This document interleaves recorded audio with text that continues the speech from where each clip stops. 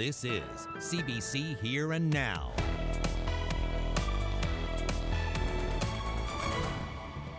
Yes, this is housing. Yes, we are all low income, but we are not third-class citizens. A week with no proper heat or hot water. Residents of this St. John's neighborhood say public housing left them out in the cold. I would say that right now we've received in excess of 3,000 applications. In previous elections, if we had mailed out 300, that would have been the maximum. Expecting a big demand in mail-in ballots. We speak with Elections NL about the big surge in special ballot requests. Oil is risky. It's economically risky, it's environmentally risky. And in our second half hour, it's the final installment in our series Beyond 2020. We're looking at whether this province can move beyond oil. Good evening and welcome to Here and Now. I'm Peter Cowan. And I'm Carolyn Stokes. Well, it appears police may have stopped an attack related to the upcoming election. A man was arrested this morning. He claimed to be going to Deer Lake to stop the election. A number of knives were recovered from the man's truck. It happened shortly after 10 o'clock. Police were told the Shoalbrook man was acting unusually and he had referenced firearms. Officers tried to stop the man while he was driving just north of Cormac on Route 430. They say he refused to stop and continued on at dangerous speeds. His truck finally stopped at a local business where the office of a current political candidate is located. That's where police arrested him. The man has been charged with a number of criminal and traffic offenses. Police do not believe the public should be concerned. Liberal leader Andrew Furey's campaign says his constituency office was likely the intended target. In a statement, his campaign says this is a traumatic incident for everyone working and volunteering in Newfoundland and Labrador's election. There is no place for violence in our society. It also says our team is connecting with the leadership of the other political parties and connecting with our team members on the ground in Deer Lake to offer support. Well, about a dozen homes owned by Newfoundland and Labrador Housing had no proper heat or hot water for a full week after a boiler broke down. Residents of Buckmaster Circle say it's been frustrating, and one woman says access to safe and adequate housing is a basic human right. Here in Now's Heather Gillis has the story. Tina Han has lived here on Brigade Street for about 7 years. Last Tuesday morning, she woke up with no heat, no hot water. She says her home smelled of oil. There was smoke coming out of the boiler. The fire department was notified. She says Newfoundland Housing provided her and other residents with space heaters. She was boiling hot water to do her dishes. She says they were without heat and hot water during last week's snowstorm. Many children live in these units, she says, including her own 7-year-old daughter. I had to wash my daughter's hair in the kitchen sink over the weekend because I had to send her to school with clean hair, of course. The heat and hot water came back this afternoon, about an hour after Han spoke with CBC News. While repairmen have been back and forth all week, Han says she was left in the dark about the cause of the outage and when her services would return. John Lampkin lives a few houses down. He's been showering at his son's house. He says he's been wearing multiple coats inside to stay warm, even with the space heaters. Frustrated. Like I said, we're seniors and, we got head teachers and that too, but like I said, what can you do? Like I said, how do you not let them know what's on the go? It's disrupted their lives. A teacher alerted Jim Din, the NDP candidate in St. John's Centre, about the situation late yesterday, saying students may not be able to attend school because they couldn't get showers. Din says space heaters are an unacceptable solution in the winter. Regardless of whether they were children or in the family or elderly, the option should have been there to like an extended stay so that they had kitchen facilities where they would have been able to look after their families properly, at least given that option from the get-go. Han agrees. Yes, this is housing. Yes, we are all low income, but we are not third-class citizens. We have rights. We have families. We have a right to safe and adequate housing. It is a human right. Din says the situation shows a lack of respect for the residents' dignity. He believes more needs to be done to maintain NL housing units. I've had one lady in this neighborhood who's already said that it's 3 years trying to get the floor fixed. So it's those delays that are creating a lot of problems for the tenants. Now, he says residents are worrying about next month's electricity bill and how much those space heaters are going to cost them. Newfoundland and Labrador Housing says it installed temporary heaters in the affected units while parts for a furnace were on order. They say those parts were installed today and the issue is now fixed. Housing says it's going to review the matter so that they can better serve their clients. Heather Gillis, CBC News, St. John's.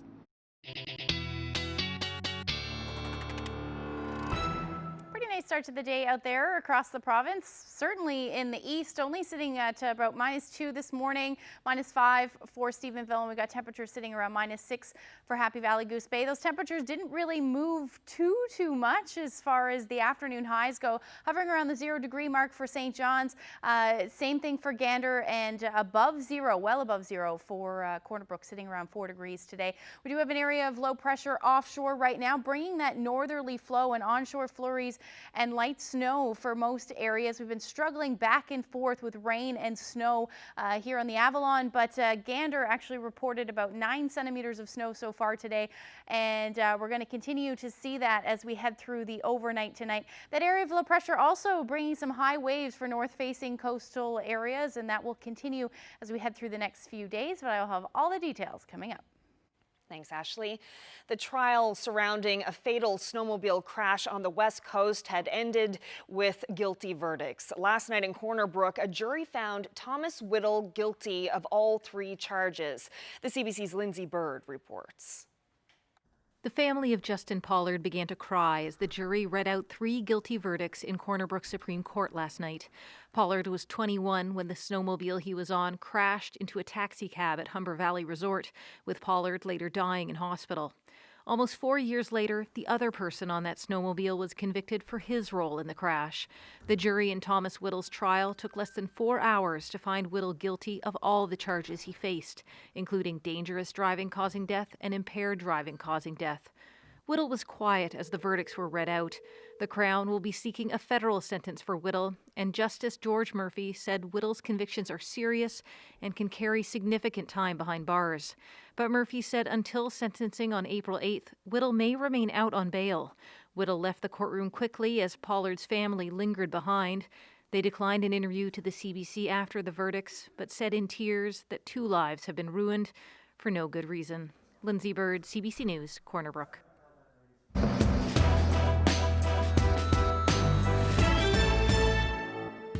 PC leader Ches Crosby spent the day on the West Coast with stops in Pasadena and Corner Brook. He began the day at the pulp and paper mill before making a few policy announcements. Crosby also stopped by the construction site for the new Corner Brook Hospital, something former PC Premier Danny Williams first announced back in 2007. Flanked by a number of candidates from nearby districts, Crosby went on the offensive. He criticized the Liberals for flip-flopping on their PET scanner promise and pledged that the hospital behind them, set to be complete in 2023, will have one of those scanners. It's time to get straight with people. And a promise is a promise. That's why I'm here today to reaffirm that a PC government I lead will deliver a PET scanner to Corner Brook Regional Hospital when it opens. Not maybe or perhaps or possibly sometime down the road, but a firm yes. While Crosby called out the Liberals for waffling on the scanner, one of his own candidates did a little flip-flopping of his own. Joshua Nolan, the Tory candidate in Cartwright-Lanceclair, told CBC last night that he couldn't run an election where a candidate was being bullied. He was talking about the Liberal candidate Devin Ryan, who is running in Torngat Mountains. Ryan came under fire after being a parachute candidate who'd never been to the district. This morning, Crosby was caught off guard by Nolan's announcement. Which candidate? Josh Nolan with Cartwright-Lanceclair. I haven't, I was up in Labrador 2 weeks ago, but I'm not very much in touch with that situation right now, so I find it hard to comment, to tell you the truth. Are you aware that he resigned as PC candidate? Well, you're telling me something new, yeah. Well, not long after Crosby spoke to reporters, Nolan had a change of heart. After speaking with his campaign manager, he decided to keep his name on the February 13th ballot after all. A statement from the PC party this afternoon says an email was sent to CBC before any decisions had been passed to Elections NL. The matter has been resolved and Mr. Nolan will remain the PC candidate for the district. Meanwhile, the Liberal leaders spent the day doing media rounds in Happy Valley Goose Bay. Andrew Furey was joined by Michelle Bakey, the candidate running in the district of Lake Melville. That seat was previously held by former Liberal Perry Trimper, who resigned last year after making multiple controversial comments. Trimper is now running as an independent candidate. Today, Furey affirmed his commitment to the long-awaited inquiry into Innu children in care. He says a statue is being built in commemoration of the Beothuk, and all elected officials, staff, and public servants will receive training on Indigenous perspectives. Reconciliation is something that I take very seriously. I'm committed to. We've shown solid action towards, and we're going to continue to in the future. I had a great meeting with the Nunavut Community Council yesterday, as well as the Innu Nation, and have been in contact with the Nunavut government in my time in Labrador, and we've got a good relationship. I think we all recognize that the road to reconciliation is long. It can be bumpy, and there can be many turns along it, but someone has to take that first step, and I want to take that first step collectively with them together so that we can begin reconciling some of the history that has occurred. Well, to the NDP now, the leader of that party spent an hour fielding phone-in questions this afternoon on CBC's Crosstalk. Alison Coffin also took the opportunity to expand on some of her recent policy announcements. Yesterday, it was all about hiking the minimum wage up to $15 by the end of 2022. While today, the New Democrats announced a 3% tax cut for small businesses. Between Snowmageddon and COVID-19, the NDP say smaller businesses are getting hit hard. Its plan would reduce corporate tax and allow small businesses to keep an estimated $9.7 million savings, which would help offset a higher minimum wage. Announced a tax break for small businesses, where we're going to take the tax off small businesses to give them a little bit of extra capacity to be able to adjust to that. And there are other ways in which, of course, we can help small businesses as well, and we would like to certainly help them help people, because people deserve to be paid a decent wage. And although this is not a living wage, it's a far cry from what they're getting right now. Now looking at some COVID news, the Blue Patisse is returning to regular service between Newfoundland and Nova Scotia. The ferry was tied up last week after 2 employees tested positive for COVID-19, including one from this province. Marine Atlantic says everyone currently working on board has tested negative for the virus in 2 separate tests. Well, there are no new cases of COVID-19 to report in Newfoundland and Labrador today, but CBC has learned that public health officials met with Eastern Health yesterday to discuss an outbreak at the hospital in Saint-Pierre-Miquelon. The French territory has closed its bars, restaurants, and cultural centers after 7 new cases were reported. Now, this afternoon, officials say they're testing 203 close contacts of those cases. Some residents of the French islands located off the Burin Peninsula have to travel to this province for medical appointments. Tonight, we have some insight into the travel restrictions placed on some of those patients. Now, any resident from Saint-Pierre-Miquelon is required to self-isolate upon arrival to this province and can only leave that isolation for their appointment. They are allowed to bring a friend, family member, or escort if necessary, but that person also has to self-isolate. French residents are also tested for COVID-19 prior to their appointment. Only residents with essential or urgent medical appointments will be sent to this province. Now, according to Eastern Health, nearly 1,500 residents of Saint-Pierre-Miquelon traveled to the province last year for medical care, up from about 1,300 the year before that. Patients come to Eastern Health to access 20 specialties, including general surgery, cardiology, women's health, respirology, and the Janeway. Elections NL says it's seeing a big demand for special ballots in this election, and it's because of the COVID-19 pandemic. But those in charge of running the election say there is still plenty of time to get your request in. Cease Hare reports. When the election was called on January 15th, this room, set up this way, wasn't the plan, but Elections NL turned the space into a processing center for the mail-out of special ballots out of necessity. Already, they've approved 4,000 applications and have sent out 2,000 special ballot kits. I would say in previous elections, if we had mailed out 300, that would have been the maximum. So, yeah, it's significantly more. Chalk says they anticipated this increase in demand. In pre-pandemic elections, for example, thousands of people normally cast special ballots in personal care homes and hospitals, but due to the pandemic, there's limited access to those buildings. And as for those who are concerned that rotational workers may not have enough time to vote through the mail, Chalk's advice is to do it early, but there's still time. Applications are online, the ballot kits are sent express post, and the return envelope comes back the same way. We're sending it out by express post. We're getting you to send it back by express post. We're the only jurisdiction in the country that's doing that. By express post, 1 or 2 days, is that the guarantee? 1 or 2 days, depending on where it is. And if it's dropped, if the ballot is filled out and put back in express post right away, it could be a done deal in 4 or 5 days. Yeah, or maybe 2, depending on how quick somebody is, right? Chalk says the ballots have to be back in the mail by February 9th because by law, they have to be counted before Election Day, the 13th. Cease here, CBC News, St. John's.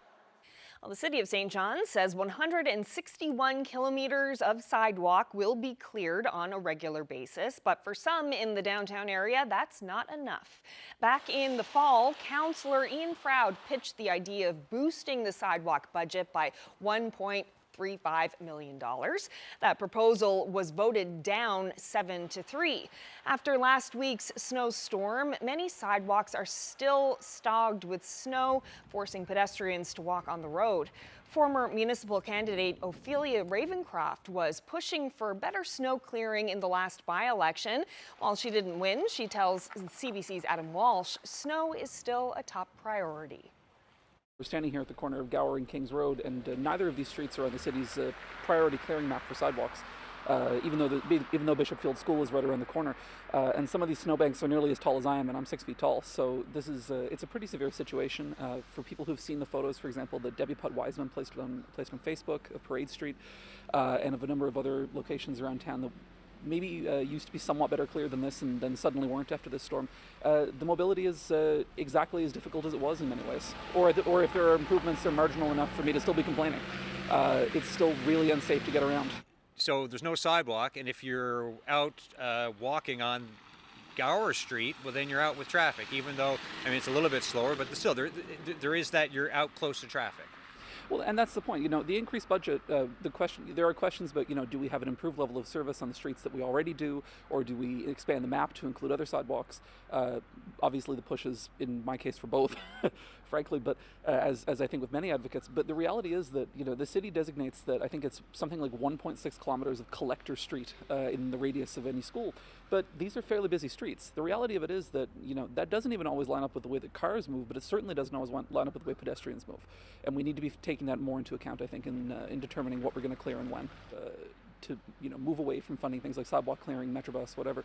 The reality is that these are choices that we're making. This isn't a question of, you know, oh, there was money for everything else, but then suddenly it just happened to stop here. We're prioritizing some things over the other, you know, rather than others. Do I think 1.35 million is enough? Ultimately, no, but it would have been a good start.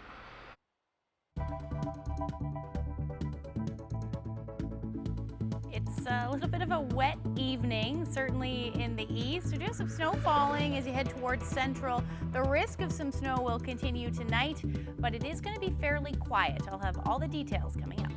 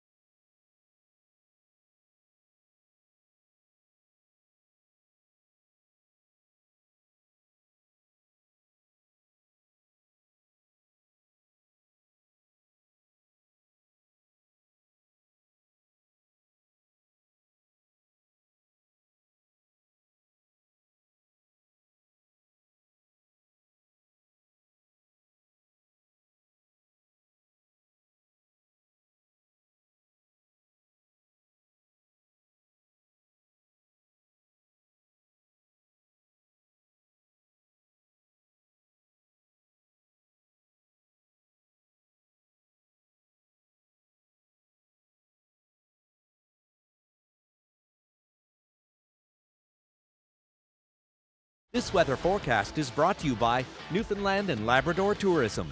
Somewhere out there is a winter with your name on it. Find it now at stayhomeyear.ca.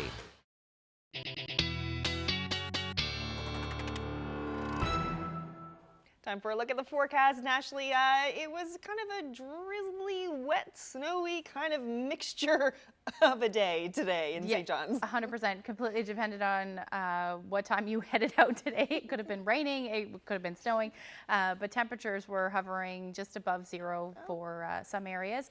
Right now, though, hovering around the 0 degree mark, and then similar temperatures right across the board, a little cooler in Labrador. And if we factor in the winds, we're looking at wind gusts right now in the St. John's area, about 48 kilometers per hour. Similar along the coast as well, Twillingate about 59 kilometers per hour. So you factor that in with the cooler temperatures, our wind chill values are feeling more like the minus single digits and minus double digits up through portions of Labrador. Taking a look at the current satellite and radar, we can see that onshore flow, and if I zoom in a little bit, picking up right now what is rain, falling as rain or snow depending on your elevation, and we've got some flurries on the go along the west coast as well, and the snow is not being picked up by the radar through central, but it is happening right now, and that will continue as we head through the overnight tonight. Could pick up a few more centimeters with that. Overall, pretty quiet weather-wise. We are seeing some flurries or light snow continuing for coastal areas of Labrador towards central as well, and along the west coast, generally cloudy with some flurries through the overnight tonight. So temperatures will be sitting around -1 in St. John's overnight tonight. Winds are going to stay brisk out of the north, about 30 to 50 kilometers per hour. As you head towards the west coast, significantly less wind and some cooler temperatures as well. -6 for Corner Brook overnight. Cold night again for Lab City, down to -18, and then we're looking at temperatures into the minus single digits again with that flurry activity continuing for coastal Labrador. Here's a look at the snowfall amounts. Like I mentioned a little bit earlier, about 9 to 11 centimeters of snow falling already through, depending on where you were in Gander. And we're going to look at a couple more as we head into tomorrow afternoon. Similar, maybe a trace to 2 centimeters is all we should pick up for the rest of the northern peninsula, as well as the Avalon, and then areas along the coast of Labrador as well as you head towards central. So taking a look at the future tracker for tomorrow, that area of low pressure will stay offshore, but it is going to bring that risk of flurries again. Some cloudy periods, maybe some peaks of sun as well, but we are looking at the unsettled conditions continuing with the potential for some flurries. Shouldn't amount to much, but we could see that into the afternoon, and then we'll see those flurries again, onshore flurries, redevelop again along the west coast as we head into the overnight for coastal Labrador as well as central Labrador. So temperatures tomorrow, pretty similar today, maybe even a degree or two colder, hovering around 0 degrees or -1 or -2. Temperature, winds will be out of the north or northwest, and they'll be somewhere between 20 to as much as 40 kilometers per hour. Another minus double-digit day for Lab City, about -11 overnight tonight, and then those temperatures around -4 for Cartwright. Same along the Strait, but you're looking at a little bit more sunshine in play tomorrow. So the other thing to note with that area of low pressure offshore, some strong winds generating some pretty high and significant waves as well. It's been pretty beautiful, getting lots of photos of that. And that will continue as we head through tomorrow. So we're looking at waves anywhere from 4 to about 5 meters. That will continue through Wednesday, and eventually those, as that area of low pressure moves off, we'll see those waves go down a little bit as we head into Thursday as well. And those winds will die down as well as we head through the day. After that, as far as temperatures go, back down to, again, those minus single digits, about -3 to -5 across the board. Mix of sun and cloud with the potential for a few flurries. It'll stay unsettled. No major weather expected over the next couple of days. However, a little bit more cloud cover along the west coast. Temperature around -5 for you in Corner Brook, and then hanging on to these well above where we should be well above normal temperatures for coastal Labrador. -2 for Cartwright, -7 for Nain. Again, you should be sitting around -17 this time of the year. And then back to seasonal temperatures, or at least hovering around there for Lab City, about -15 for Thursday. Friday, not too much of a change in that either. Some sunshine and -16. And then again, continuing to hang on to these temperatures into the minus single digits with the potential for flurries for the rest of Labrador. And then mix of sun and cloud, maybe a few more cloudy periods, and again, the potential for flurries for the island. Looking into the weekend, things will start to get a little bit more gray as we head into Saturday and Sunday with flurries. Temperatures hovering around the 0 degree mark. Thursday night, they're going to dip down to the minus double, or at least minus 8 or minus 10, it looks like at this point Thursday night, and then back up to the 0 degree mark and then not move much right through the weekend. We're looking at a similar forecast for central Newfoundland, probably more sunshine for Thursday, and then again back to those gray temperatures and overnight lows dipping on Sunday into the minus 10 degree range, and then for western Newfoundland within a degree or two of that for your Sunday evening forecast. As we head up through eastern Labrador, you're looking at temperatures into the minus single digits. Gray skies until Sunday. It looks like that's when we'll see a peaks of sun. And then a little bit the opposite for Lab West. You're looking at sunshine with some gray skies and flurries for your Saturday. Now, I wanted to share this photo. Beautiful scene there in Bay Roberts, looking out over the water. Thank you to Sandra for sharing that with us. And if you have any weather photos, send them to nophotos@cbc.ca. Well, the election campaign in 2 Labrador districts has taken an unusual turn in the past 24 hours. First, a young Liberal, Devin Ryan, was criticized for being a parachute candidate because he's never visited the district he seeks to represent. Then his PC competitor, Leila Evans, was accused of cyberbullying for liking a social media post that called Ryan an idiot. Then a young PC candidate, Joshua Nolan, briefly resigned from the race in a different district over concerns about that cyberbullying. Then he changes his mind and is now back in the race. So joining me now is one political scientist, Kelly Bladuc. I would just like to start with quoting back one of your own tweets this afternoon. You posted, "Good Lord, this election." What were you getting at there? You know, I came into this election a little concerned about the premise for it, wondering why it was being called. I was, some concern about going into this without the knowledge that electors, I think, need.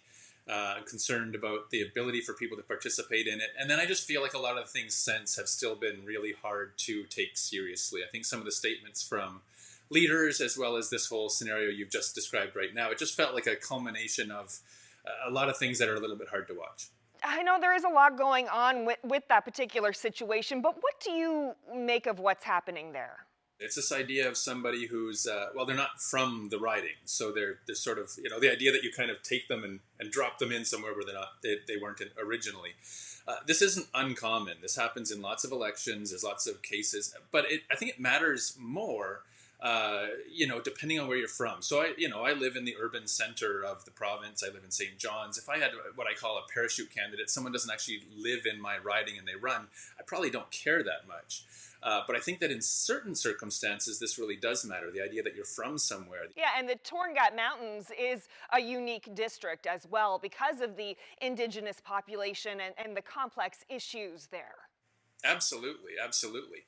And so, but what's been odd about it then is this sort of leveling of this idea of bullying. Now, granted, I mean, calling somebody an idiot is not a nice thing to do, but this notion that this is, I think it's been blown up to a point of trying to use terminology that I just don't think applies. And then the Premier, the leader of the Liberal Party, Andrew Furey, referred to this as undemocratic, that people who are criticizing this are criticizing the democratic process itself. Kind of a weird reversal, considering that this is a choice of the party to put this person in place, and people criticizing political parties and their choices is literally part of what democracy is all about.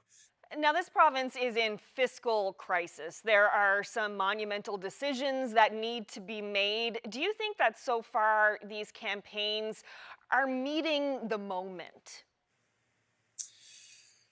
I mean, I think that the campaigns typically start a little slow anyway, so it's kind of hard to gauge and say, where should the campaign be right now? We know that parties don't release their platforms until later on in the campaign. They usually try to trickle out a few promises here and there. I think some of the things we've seen are actually good. I think I could actually go back. I could list something from all of the parties that I've seen that actually I'm happy with. I think that what we've seen is from the Liberals, because they're ahead, they're the governing party. I think what they've offered has been a lot smaller, some very simple things, but some interesting things.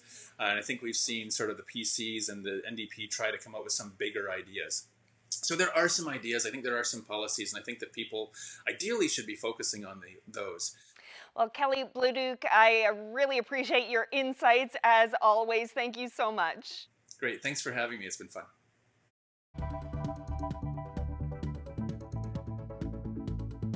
Workers who might otherwise be hurt by this transition need to be supported and taken care of. Same with communities. As we move past 2020, can we also move past our dependency on the oil industry?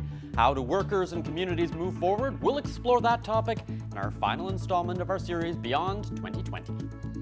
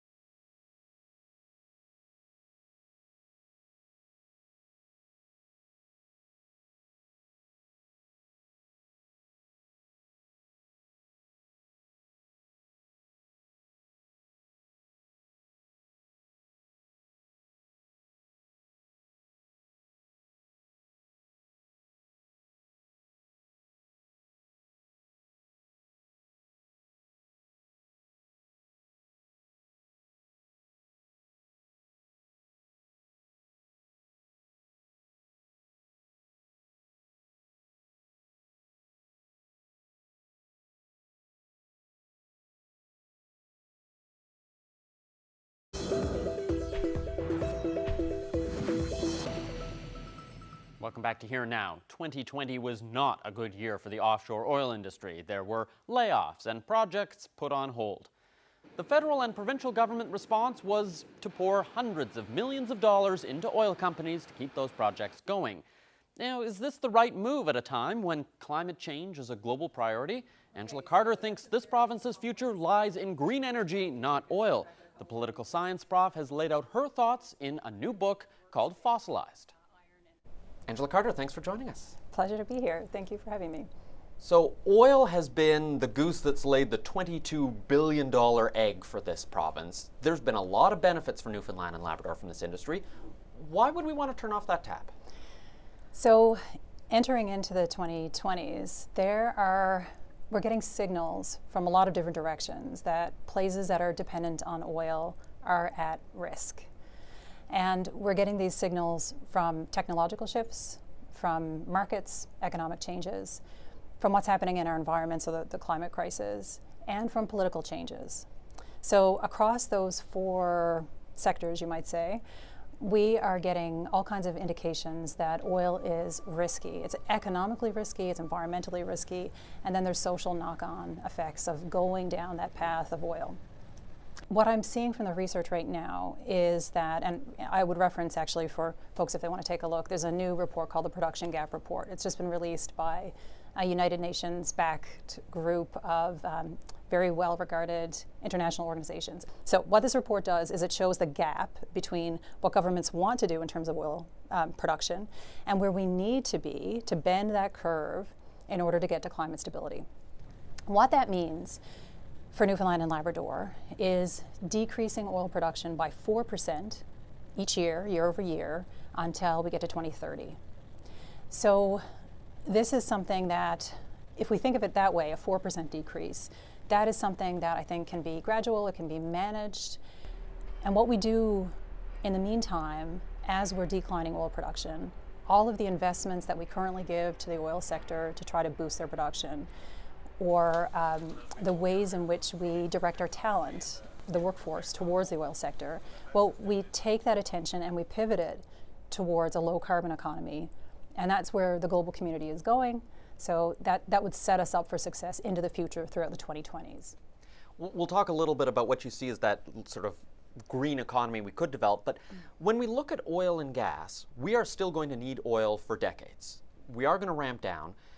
The industry says, look, we have some of the lowest emissions from our oil. It's much better than, say, the oil sands in Alberta. You're going to see less emissions to produce a barrel of oil. It's an ethical place. If the world needs oil, and it's going to need oil, why shouldn't it be from Newfoundland and Labrador? Okay, so there's many parts to what you've just said there, and we could kind of break it apart actually piece by piece. But so the first part is the world is going to need oil for a long time. Yes, the world is going to need oil, but we are not going to need as much as what we're producing right now. So we're seeing, just in the last 5 years, an exponential growth in solar energy and wind energy being produced globally. We crossed this tipping point at around 2016 or 2017 when more people were employed in the renewable sector globally than in the fossil fuel. More investments going towards the renewable sector than towards fossil fuels. You made the point about our oil being somehow more ethical or cleaner. That doesn't stand to reason, actually. There is no way that oil can be ethical or oil can be clean, because at its very root, oil is the leading cause of the climate crisis. So if we look at the profile of all the emissions that are driving along temperature increases, 70% of those come from oil, gas, and coal, fossil fuels. If we know that oil is the lead cause of the climate crisis, I think we're very, very hard pressed to deem that it's an ethical commodity by any stretch of the imagination. Even if you accept that, okay, we're going to have to burn less oil in order to fight climate change, why should Newfoundland and Labrador essentially be bearing the brunt of the cost of scaling back oil when it is in fact a global benefit in order to do this? You know, the actual amount of oil that we produce, whether or not we produce all of it or none of it, is going to affect the actual global warming by such a small amount. We can't say, all right, Newfoundland and Labrador gets to do nothing. We get to have our oil economy like we always had, and others have to act and others have to move first. That's not really what a global justice approach looks like. But there's something I think that's even more important here, and it's something that I'm just uncovering now in my own research, and it's this. It used to be that we would talk about the need for oil wind down on climate grounds alone. Okay, so it's the imperative given the climate crisis. What we're seeing now, though, is markets are turning away from oil. Even energy companies like Exxon, right? Exxon and BP and Shell and Chevron, we've seen in the last couple of years $70 billion in write-downs from these companies because they realize the assets that they hoped to have access to be able to produce in the future, that they suddenly don't have that value. So my question to the government of Newfoundland and Labrador, as they think about the future for oil, is what do these major investors and even these oil companies, what do they know that we don't know? If they're stepping away from oil, what does that mean for us? So that's the risk piece. But the other piece is the opportunity, missed opportunity, if we don't seize it. We're going to talk about what a clean energy future for Newfoundland and Labrador might look like. That's coming up just after the break on Here and Now.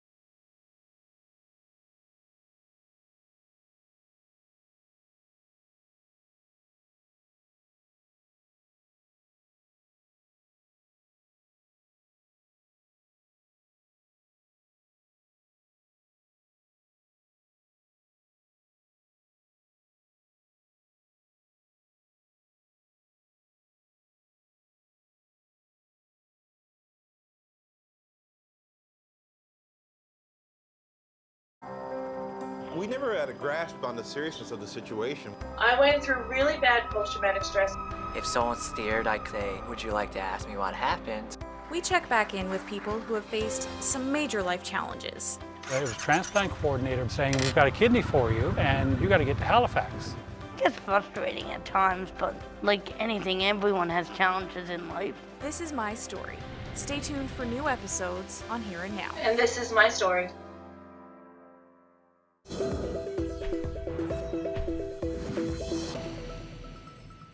Welcome back to Here and Now. I'm sitting down with Angela Carter, who is a professor at the University of Waterloo in political science and also author of the book Fossilized. You see a potential for a clean energy future in Newfoundland and Labrador. The reason we have an oil and gas industry is because we have oil and gas. The reason we have a fishery industry is because we have fish. We have a mining industry because we have mineral resources. What is the advantage or the opportunity that Newfoundland and Labrador has when it comes to clean energy? So I have been working recently with a woman by the name of Delia Warren, who works with Iron and Earth. So this is an organization of former oil sands workers who are now working in the renewable sector. And so I've been asking her this question, like, can we do this as Newfoundlanders and Labradorians? Is this even possible? And what she tells me as a petroleum engineer, so she's someone who worked in our offshore and she's had experiences in oil production globally. What she's noticed is that the skills that engineers or other tradespeople develop working in our oil sector are easily transferable to a clean energy, low carbon sector. What I am learning from her and people like her is that we've got the tradespeople already who can do this. So we've got the skilled workers. We have all of the renewable energy resources that we can ever hope to have. I mean, in terms of our profile, if you compare to other places for wind or for hydro or for wave energy, we've got all of that here. If you go back to the 1970s and 1980s, it wasn't because there was something special about oil per se. What we were looking for was economic stability. We put in a lot of work over 4 decades to me. Now, again, it wasn't for oil per se, it was for economic security. All of the time, all of the talent and the money over 4 decades that we've directed towards boosting an oil sector, we can turn that now in another direction, but this time with a focus on just transition or just recovery. I think that's going to be, as we look into the 2020s, a concept that could really guide us. So what's this about? It means that we need to align our society with a low carbon future, right? Getting to net zero emissions by 2050. And we don't start thinking about that in 2030. We need to start thinking about that right now. But as we do that, equity for people has to be at the forefront. And that means workers who might otherwise be hurt by this transition need to be supported and taken care of. Same with communities. And does that apply at the provincial level too? Because if Newfoundland and Labrador is going to give up billions in royalties in order to better the planet, does the federal government, for example, have an obligation to step in and fill some of that gap? The federal government has allotted funds, just this fall, $320 million that were allocated to the government of Newfoundland and Labrador so that oil sector workers who were impacted by the downturn in the oil economy due to COVID, so that they would have some kind of protection. Those funds could have been used to kickstart the kind of just transition, that pivot to a low carbon economy. Instead, what we're seeing, and we've got the first hint of this with the West White Rose funds, so the $4.15 million that recently were allocated to protect 331 jobs. It's really important that we protect jobs in our communities right now, especially so at this moment. Every single job counts. But we also need to be looking for the long term here. There's lots of workers right now who need support, and those oil workers in particular, they do need support, but not towards entrenching an oil industry, because we know that is not a path to economic safety. Instead, those funds would be better invested in, as I say, a pivot to low carbon economy. The province made an investment in a low carbon economy. It built Muskrat Falls. It's now a $13 billion project that everyone has essentially accepted is costing us way more than we expected. We're going to need help from the federal government in order to recover from it. So what hope, or why should we entrust the provincial government to be able to make the sort of investment decisions and invest more taxpayers' money in trying to pick who the next big clean opportunity is going to be for this province? Yeah, so I really hope that the experience that we've had with Muskrat Falls, and I think to describe it as a litany of failures is probably being too generous, okay? But it would be a great shame if the lesson that we take away from Muskrat Falls is that we can't do anything in terms of renewables or a low carbon economy. I think that's the wrong lesson to take from that. You mentioned just then when you asked me that question, the next big thing. I think part of the problem is that we're looking for, these big mega developments to try to keep us afloat. when in reality, economic diversification needs to be something far broader than that. Premier Furey has just had an economic recovery team that he's put together. I was really heartened to see that the people around that table come from a wide variety of backgrounds. We have people who understand business and finance, but also tourism, representatives from Indigenous communities and the labor community. So we've got a diverse group of people at that table. I hope that they will be able to, take a look around and see what's happening in the global community, understand the risks of an oil-based economy, and then start doing that pivot work. Right? So lay the foundation for us taking our skills and our talents and moving somewhere that's a little bit safer for us, both economically and in terms of climate in the future. Well, thank you very much for joining me and providing your insights. Thank you for having me.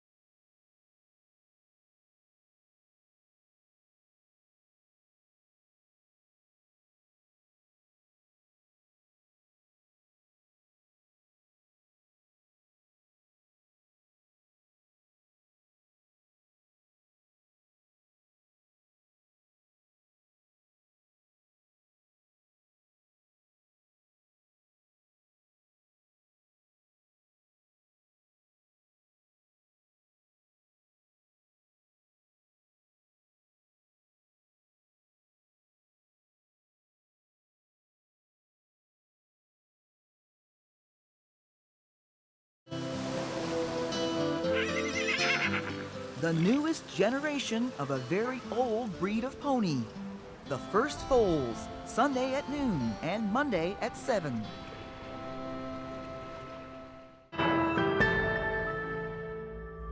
Welcome back to Here and Now. Donald Trump may have left the White House, but there could soon be another vote to remove him this time from a street in our nation's capital. Yes, residents of an Ottawa neighborhood have long been calling to rename Trump Avenue. Now their city councillor is on board. Stu Mills has that story. These residents love their Manhattan-themed neighborhood. You'll find Fordham, Bloomingdale's, and other nods to the Big Apple, which sits appropriately across the road from the experimental farm. It's not exactly the city that never sleeps, but it is a place where people are engaged and watching the news.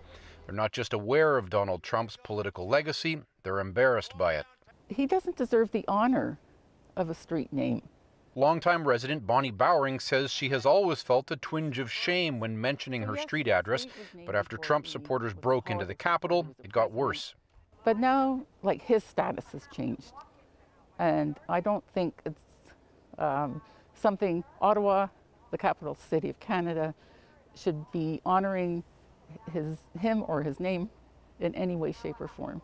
This morning, Bowering found a notice from her councillor inviting input from residents. If they want to move on from the name Trump Avenue, Riley Brockington will help. I think we have all been troubled by the last 4 years, and we are the nation's capital, and we want to have streets that are named after people that we feel very positive about, and that's not the case here. Every year, a resident of Trump Avenue has inquired with the councillor about dropping the name, but only now is Brockington willing to threaten the vain and vengeful man whose name adorns the streets. I was really concerned that the news literally would have gotten back to Washington and that he would have had some sort of negative reaction against Canada. So I'm like, I'm not touching this until he's gone. The councillor is asking residents, if they want Trump dumped, they need to get in touch with his office. If there's enough support, he'll form a working group, which will take proposals for a new name.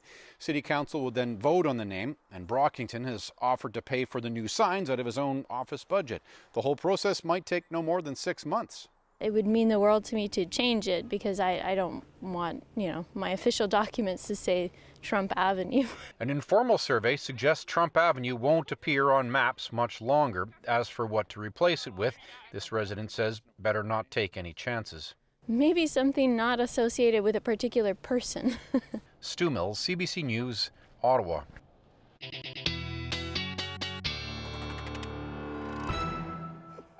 That was pretty funny. Yeah, that was good. I wonder what they are going to change it to.